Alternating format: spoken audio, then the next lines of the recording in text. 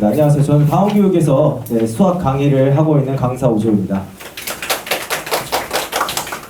사실 이번에 보고 나서 저도 이제 그 2시에 뜨고 나면은 같이 항상 그때 시험을 봐요. 매번 평가원 때 다 그렇거든요.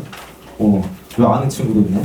근데 이제 이번에 봤을 때 되게 생각이 조금 많이 들었어요. 어떤 느낌이었었냐면, 사실 그리고 그 전에 이 설명에 올라와서 어떤 얘기를 할까를 생각을 해봤을 때, 사실 이 시험에 관한 정보는 이미 뭐 충분히 들으실 수가 있고, 이미 뭐 여러분이 얘기하실 거고, 오늘도 이제 전만 올라온 것도 아니고 해서 저는 이게 그냥 제 생각을 그냥 쭉 풀어나가는 게 어떨까, 그냥 이번 시험 자체에 대해서 그렇게 생각하고 나왔거든요. 네, 그래서 그거에 대해서 말씀을 드리려고 합니다. 저는 일단 시험지를 쭉 풀면서, 일단은 저는 학생 입장에서 사실 푸는 건 아니에요.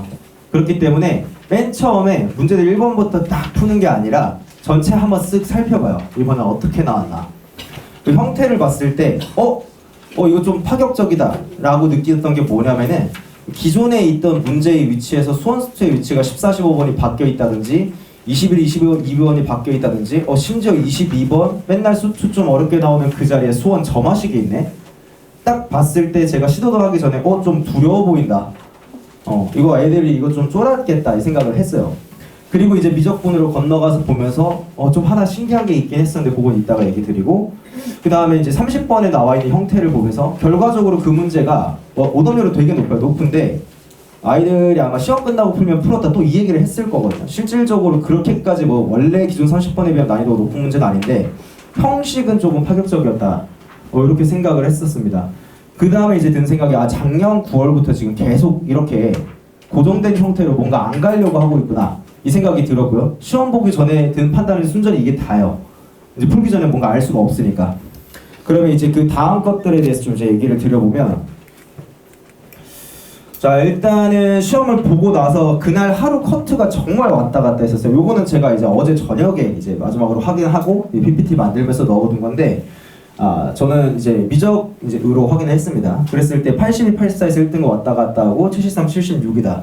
요거 보면서 왠지 딱 여태까지 봤었을 때 그 정도일 것 같다 하는 생각대로였고, 그 다음에 이제 문항들을 쭉 보여드릴 건데, 그냥 보면서 제가 풀고 나서 순전히 들었던 생각 코멘트 짤막하게, 저 강사는 어떻게 생각했나 하는 거 그냥 잠깐 보실 수 있게 그렇게 가겠습니다. 저는 사실 이 12번이 풀고 나서 아무 생각도 없었고, 다른 사람들이 어떻게 이번 요일평가 보고 저도 봤을 거 아니에요. 이제 뭐 어떻게 판단하나 그날 올린 사람들 조금 보면은, 저는 그거를 안 봤으면 아마 오늘 설명이 올라서 12번 얘기를 아예 안 했을 것 같아요. 왜냐면 저는 이게 어떤 문제가 되는 포인트라고 생각을 못 했었거든요. 그런데 이런 얘기들이 나오더라고요. 이제 3차 방정식 푸는 거랑 조립제법을 푸는 게 나오니까 이게 고3 입장에서 얼마나 당황스럽겠냐. 저는 이게 무슨 말인지 싶었었거든요. 왜 갑자기 조립제법이고 왜 3차 방정식이 왜 나오지? 라고 생각을 했었고, 이제 제 연구실에 있는 조교 친구랑 막 얘기를 했어요. 이게 대체 어디서 3차 방정식이 나온다는 거냐 하니까 이제 그제서야 알았는데, 이게 뭐 습관적으로 뭐가 낫다 틀리다가 아니라 여기서 결국 이게 평행하다고 해서 여기 y좌표가 같으니까 미지수 하나를 이 y값으로부터 설정을 해서 풀어나가게 되면 3차 방정식이 나오더라고요. 근데 저 같은 경우에는 그냥 x값을 고정시켜서 미지수를 2개 잡고 그냥 미지수 2개로 갔어요. 왜냐면 마음 편하게 그렇게 갔었던 게 y값 길이 같고 그 다음 길이 2배 쓸 거고 어차피 미지수 2개씩 2개니까 단순하게 이 생각으로 갔는데, 심지어 또 이 상황에서 식을 잘못 처리하면 또 3차 방정식으로 가는 일이 펼쳐지더라고요. 저는 그렇게 하지 않아서 그러니까 몰랐어요. 이게 이렇게 볼 수도 있었구나 하는 거를. 근데 결과적으로 말씀드리면은, 저는 그럼 뭐 알고 피했냐 하면 전혀 아니거든요. 이제 그런 풀로 갈 수 있는지도 몰랐고 그냥 처음부터 잘 정리가 됐고 넘어간 건데, 근데 결과적으로 3차 방정식을 한다 치면 시간이 분명 더 걸리는 거 맞는데 안 풀린 게 아니라 풀려요. 학생들 입장에서 계산을 좀 많이 요구하네? 요 정도로 아마 느꼈을 것 같아요. 네, 그래서 근데 이거 의도한 건지는 정확하게 판단 안 되는데, 기하적인 의미로 어떤 접근을 하기보다 이제 수식적으로 대수로 좀 풀어내는 거를 좀 강조하는 느낌을 이 문제에서부터 이제 얻기 시작한다고 보시면 돼요.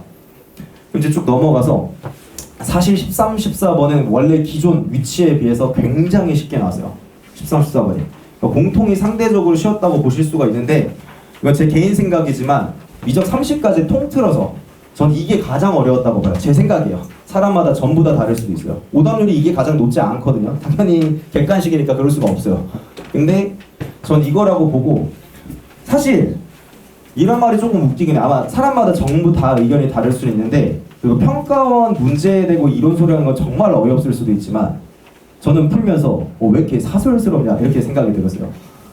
근데 그 사설스럽다는 것도 정확한 정의를 말하기는 좀 힘들지만, 평가원은 어쨌든 절대적인 기준이기 때문에 뭐 어떻다고 평가하는 게 사실은 의미가 없긴 한데, 그렇게 말하는 이유는 있을 거 아니에요. 근데 일단은 그거는 전체적인 거 조금 이따 얘기 드리고, 이 문제를 보면서 이 형태가, 읽어봤을 때 이런 형태가 이제 뭐 특정 외고나 자사고의 이제 수투 내신 문제에서 보면 약간 볼 수 있는 그런 유형이거든요. 출제에서 완전히 비슷한 걸 찾았냐면 그건 아닌데, 그러니까 이런 형태를 관찰할 수 있는 게 내신 문제에는 좀 있긴 있어요, 확실하게. 그래서 뭔가 이제 약간 내신틱하면서 뭔가 사설스러운 그런 느낌이다 받았고, 그래서 이게 가장 어려웠으며 많이 틀렸을 거라고 생각했는데, 제가 그날 시험 끝날 그날 고3 한 명을 봤어요. 그래서 이제 점수를 쭉 물어보고 얘기를 했어요. 어떻게 봤냐? 객관식 15분 이거 아이들 이거 가장 어려워하지 않았냐? 이제 현장평가 궁금하잖아요. 맞았대요. 찍어서 맞았대요. 그래서 이게 무슨 소리냐? 그러니까 애들 다 찍어서 맞았다는 거예요. 그러니까 솔직히 이제 여기서 말하면 욕했어요. 무슨 말도 안 되는 소리냐 하니까 14번까지 객관식이 2번이 하나도 없었다는 거예요. 원래 정말 골고루 내거든요. 그래서 15번 고민도 안 하고 2번 했다. 진짜 내 친구들 다 그렇게 했다라고 얘기를 하는데, 듣고 진짜 이것 때문에 오히려 이게 좀 객관적으로 보지 못할 수도 있겠는데, 요게 그나마 가장 어려웠던 문제다 라고 생각해요. 그나마라 말하기가 좀 웃겨요. 어려웠어요. 그리고 이제 문제들에 대해서 얘기해보면 20번인데, 저는 이 정답률을 보고 조금 놀랐어요. 왜냐면은 이 문제가 오답률이 높을 거라고 생각을 못했는데 생각보다 높더라고요. 그래서 익숙한 형태만 풀던 친구들에게 뭔가 자유로운 형식의 뭔가를 제시해줬을 때 막히는 게 확실히 있구나. 그뿐만 아니라 전 이것도 약간 내신 같다는 느낌을 받았는데, 일단은 그래프로 갈 때 여기 두 자연수 5 이하로 제한을 해놨어요. 원래 이런 경우는 꽤나 있긴 해요. 30 이하로 제한해가지고 너무 많이 가지 않게끔 한다거나. 근데 따지고 보면 전체 케이스가 25개밖에 없도록 좀 제한하는 게 좀 강하거든요. 그래서 보통 평가원에서 이런 문제를 물어보면 실수 제한 범위가 뭐 나온 일이 많지, 이렇게 좁은 범위로 줘서 굉장히 특수한 상황에서만 좀 살펴보게 하는 것보다는 일반적인 상황을 분석하는 걸 주로 많이 냈었는데, 어떻게 좀 특수한 상황을 좀 보게 하네? 문제 자체는 물론 괜찮거든요. 구조도 잘 짜여있고. 근데 제 개인적인 느낌이 계속 뭐지? 뭔가 이렇게 계속 국한돼서 뭔가 지역적으로 물어보고, 뭐 함수의 어떤 개형적인 특징보다는 어떤 식을 이용하는 것도 좀 물어보고 이러네 싶었거든요. 물론 이거는 개형을 이용하는 거긴 하지만. 그리고 이제 21번으로 가서 원래 여기 수원 자리고 보통 22번에 수투 이렇게 양옆에 붙어 나오는데 21번에 수투가 나오네? 이 생각이 들었고, 풀다 보니까 이거 조건이 굉장히 쉬웠어요. 좀 공부했던 친구들이 이게 어렵다고 얘기하지는 않았을 거예요. 그러면 22번을 보고 저도 이제 풀기 전에는 살짝 두려움을 가졌죠. 왜냐하면 점화식이 항상 이제 다양한 형태로 매번 나오는데, 루트n이 자연수이면서 그 와중에 그 수열의 값이 양수 이렇게까지 뭔가 따져서 들어가는 게 보통 이제 수능 문제에서 점화식 나왔던 거 보면 3분의 1로서 좀 아름답게 이렇게 가면서 구조적으로 파악할 수 있고 어떤 주기가 반복되거나 이런 거였는데, 얘는 딱 봐도 그게 아닐 것 같은 거예요. 그래서 뭔가 좀 어려울 것 같은데, 심지어 22번에 점화식이 나왔으니까 이 생각이었고, 결과적으로 안 어려웠어요. 22번까지 풀고 든 생각이 뭐였냐면은 15번이 가장 어려웠네? 라는 거였고, 21, 22번이 그래도 전통적으로 어려운 자리였는데 아니네? 작년부터 물론 이게 살살 깨졌거든요. 작년에 이제 28번, 그러니까 28, 29, 30 중에 30이 가장 어렵다고 28번이 계속 어려웠었고, 물론 이번 28번 아니었지만, 그러니까 21, 22번이 원래 가장 어려운 자리인데 이번에도 꼭 그렇지가 않았어요. 심지어 객관식이 어려운 게 들어가 있었고. 그래서 형식, 원래 어렵다고 하는 그 관념을 조금은 부수려고 하는 것 같다. 일단 이런 생각이 들었고요. 28번인데 요게 조금은 신기하긴 했어요. 뭐였냐면, 제가 이제 연구소 친구들이랑 6평 대비 모의고사 문항을 만들었을 때 그 시험 보기 이틀 전 일요일에 딱 줬었는데 정확하게 28번짜리 이 주제를 넣어놨었거든요.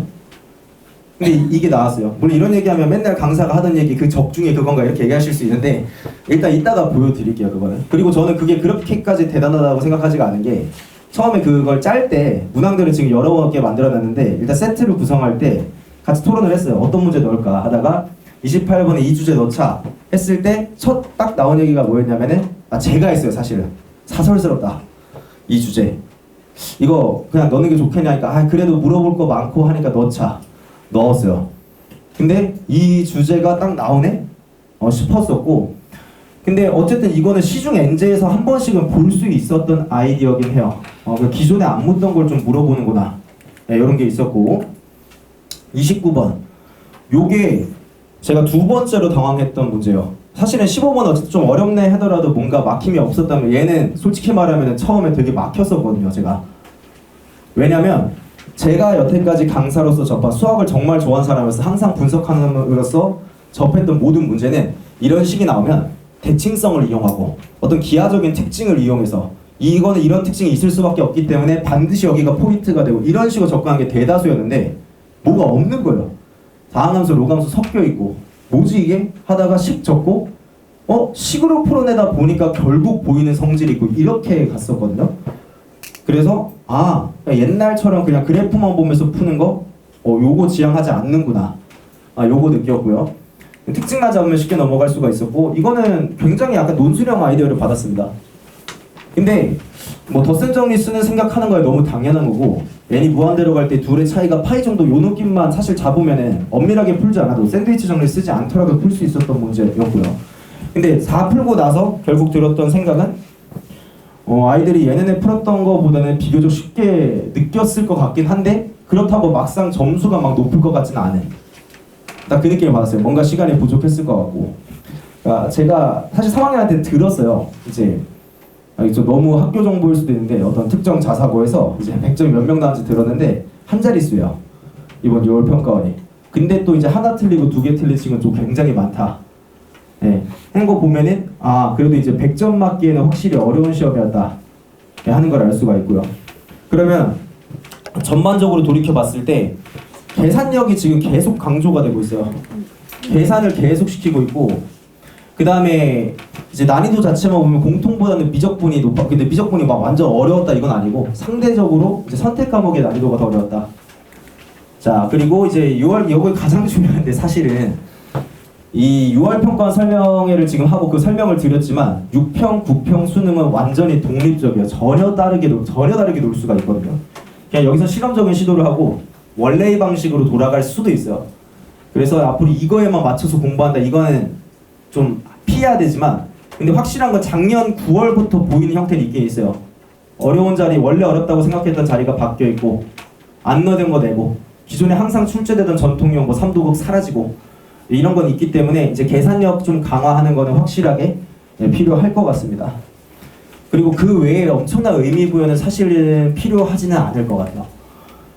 그리고 뭐 요거를 이제 조금 앞서서 다시 문제부터 사실 보여드린 이유가 그 다음에 다 메가에서 따온 거긴 해요. 저는 이제 가장 가급적이 정확하다고 봐서 이게 조금 흐릿한데 결과적으로 이제 저 이게 사실은 가장 궁금했어요. 전체 많이 틀린 것도 이렇게 가져왔지만 뭐 항상 그렇듯이 30번, 22번 그리고 친구로 이제 풀었던 친구가 와가지고 그래도 어느 정도 수학을 했던 친구인데 앞에 거 어려운 거 맞아놓고 뭐 22번 틀리고 30번 틀려있길래 풀이도 안 적혀있더라고. 왜 안 했냐 했더니 보고서 이거는 풀지 말아야 될 거라고 생각했다. 이 말이 여전히 나오더라고요. 그래서 이 형식이 깨지고 있으니까 가장 어려운 자리라는 게 그건 이제 알 수가 없으니까 모든 문제 도전해보는 게 좋을 것 같은데 제가 보기에 이게 왜 오답률이 이렇게 되지 싶은 부분이 있었던 게 저는 30번보다 29번이 더 어려웠던 것 같은데 뭐 이걸 이제 부정해봤자 별로 의미는 없을 것 같아요. 어쨌든 결과가 그렇게 나왔으니까 20번도 꽤나 높은 오답률로 자리하고 있고 절대 어려운 문제라고 볼 수 없는데 그러니까 익숙한 형태만 보면은 이제 조금 위험할 수 있다 이런 얘기를 드릴 수가 있을 것 같고 뭐 만점 1등도 사실상 30번이 많이 틀렸죠. 그 다음 22번, 29번, 20번, 15번 사실 객관식이라서 여기 있는 거예요. 저는 이게 굉장히 어려웠다고 이제 생각을 하고요. 근데 여기는 어쨌거나 만점에서 1등급 사이면은 수학을 원래 잘하는 친구들이잖아요. 여기서 어떤 문항이 어떻다 분석하는 게 비교적 의미가 적지 않아? 라고 생각하고 1등급, 2등급 사이 당연히 수학을 잘하는 친구들이긴 한데 어느 정도 경계에 결쳐있는 이 친구들이 뭘 틀렸냐 하는 걸 보면은 이제 예상치 못했던 번호가 등장을 합니다. 아까 그 12번도 있죠. 예, 그 계산 이제 막혔을 수 있는데 실제 아이들이 정말 많이 막혔었던 것 같아요. 근데 이 친구들은 뭐 계산이 됐던 혹은 1변수로 갔든 2변수로 갔든 뭐가 됐든 풀어냈을 건데 내가 하던 길에서 막히고 하니까 내 풀이에 의문을 갖고 내가 지금 맞게 가고 있나? 하면서 풀이 한번 돌이켜보고 이따가 풀자? 근데 뒤에 것도 시간 좀 걸리니까 이따가 다시 풀 시간 없고 아마 이렇게 됐을 것 같아요. 객관식임에도 불구하고 이렇게 됐고 특이한 건 15번이 없죠. 예, 유일한 객관식 2번. 네, 이거 정말 특이했던 것 같습니다.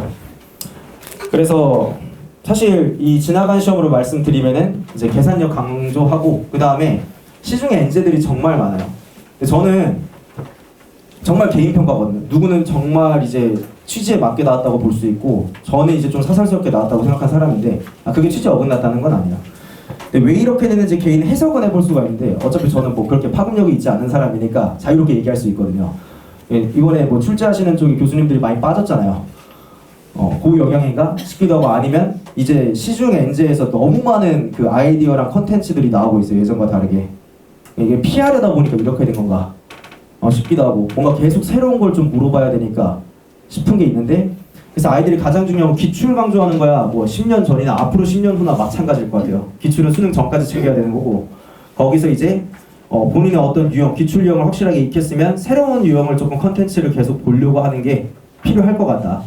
저 같은 경우만 해도 이건 사설스럽다 넣을까 말까 내 모의고사 했던 게 나왔거든요. 그래서 다양하게 그냥 아이디어를 볼 필요가 있다. 왜냐하면 요거를 좀 보여드리고 갈게요. 이거거든요.